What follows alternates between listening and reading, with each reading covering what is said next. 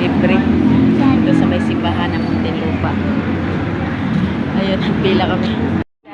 Sa pagkuha ng taho, libre. Yan siya na libre. Ito sa may simbahan ng Muntinlupa.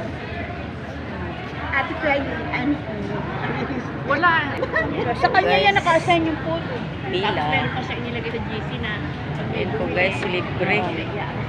Kaya nakipila na rin ako kasi libre. Hindi, si ano, Bishop yun. Pag nagano si Bishop. Ayan. Libre yan guys. Libre yung taho. Chapel ko.